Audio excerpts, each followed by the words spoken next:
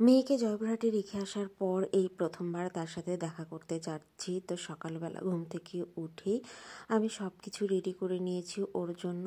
আর এইদিকে জয়পুরহাটে চলেও এসেছি, আমি বাস থেকে নেমে রিক্সা নিয়েছি যাওয়ার জন্য।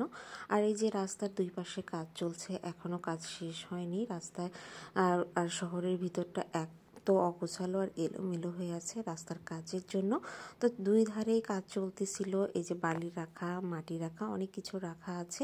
আর ফাইনালি কথা বলতে বলতে আমি চলে এসেছি মেয়ের কাছে এসেই দেখি ও গোসলে ঢুকেছে।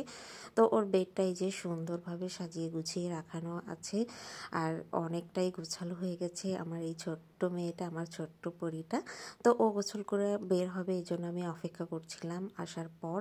আর এখানে ওর বেলকনি থেকে বাহিরের ভিউটা এত এত বেশি সুন্দর লাগতেছিল, তো ভাবলাম আপনাদের সাথেও শেয়ার করি।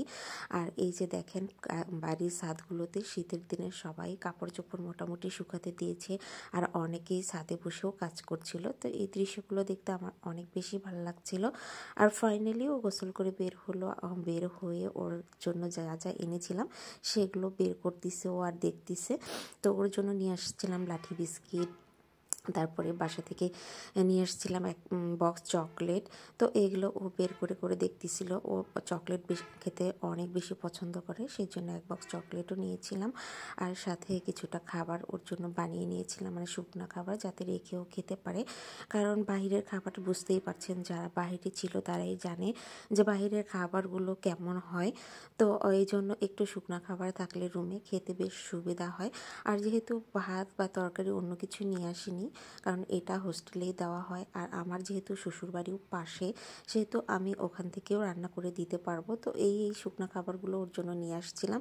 তো সব কিছু হোস্টেলে দিয়ে তারপর ওকে নিয়ে আমি বাড়ি চলে আসলাম। কারণ বাড়ি আর হোস্টেল খুব বেশি দূরে না, 5-7 মিনিটের ব্যবধান। তো এসে বাসায় খাওয়া দাওয়া করে রেস্ট নিয়ে তারপরে সন্ধ্যাবেলা সার্কিট হাউসে গিয়েছিলাম। তো সেখানে মেলা বসেছে সার্কিট হাউসে, তো সেখানে মেলাতে ঘুরতে নিয়ে গেছি। এই যে আমার রমিম বাবাটা আর আমার মেয়েটা দুইজনে একসাথে সুন্দর হাত ধরে হাঁটাহাঁটি করছে। বাড়িতে থাকলে একদমই তাদের মেলে না, সারাক্ষণ ঝগড়া করে, সারাক্ষণ লেগেই থাকে একে অন্যের সাথে। কিন্তু বাইরে গেলে দেখেন কত চুপচাপ এবং কত ভদ্র দুই ভাই বোনে, মনে হয় যে এত মিল তাদের মধ্যে। আসলে একদমই তাদের মধ্যে মিল নেই। কাদের বাড়িতে এরকম আছে সবাই কমেন্টসে জানাবেন। আর এই যে আমার মেয়েটা খাবে কেক, আর এই ছোট্ট একটা বাটি কেক 40 টাকা, অথচ বগুড়ায় এই কেকটার দাম মাত্র 20 টাকা। আর এইদিকে নাগরদোলা দুলছে, নাগরদোলায় উঠবে দুই ভাই বোনে, সেই জন্য ওর বড়াম্মা ওদেরকে টিকিট করে নাগরদোলায় উঠিয়ে দিচ্ছে। দুই ভাই বোন ওই যে বসে পড়েছে নাগরদোলাতে।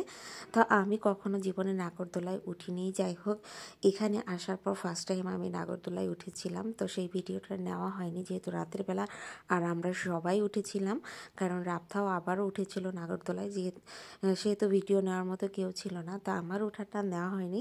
তো অনেকটা ভয় ভয়ও লাগছিল ওঠার পর, তারপরেও উঠেছিলাম। আসলে সত্যি অনেক মজা, যারা কখনো ওঠেননি উঠে দেখবেন। একটু ভয় লাগলে কি হবে, কিন্তু মজাটাও আছে বেশ। তো যাই হোক ওরা দুলছে নাগরদোলাতে, আর এইভাবে ঘুরিয়ে ঘুরিয়ে দোলাচ্ছে ওদেরকে। যেগুলো মেশিনের সাহায্যে দোলে সেগুলো না জানি আর কত বেশি জোরে দোলে, ওরা হাত দিয়ে ঘোরায়, তাই একটু ভয় লাগে। যে মানে যখন দোলে হাত দিয়ে ঘোরানোর সময় এই জায়গাটা একটু ভয় লাগে, উপর থেকে যখন নিচে নামে তখন একটু গা শিরশির করে। তো যাই হোক আমরা নাগরদোলা খেলাম, খেয়ে চলে এসেছি আচারের দোকানে। মেলায় যাব আর আচার খাবো না, এটা তো হয়ই না। আচার খেতে বেশি ভালো লাগে মেলাতে। তো আমরা সবাই মিলে এক জায়গাতে মিক্সড আচার নিয়েছিলাম, নিয়ে সবাই মিলে মজা করে খেলাম। তো সবাই ভালো থাকবেন, বিদায় নিচ্ছি, আল্লাহ হাফেজ।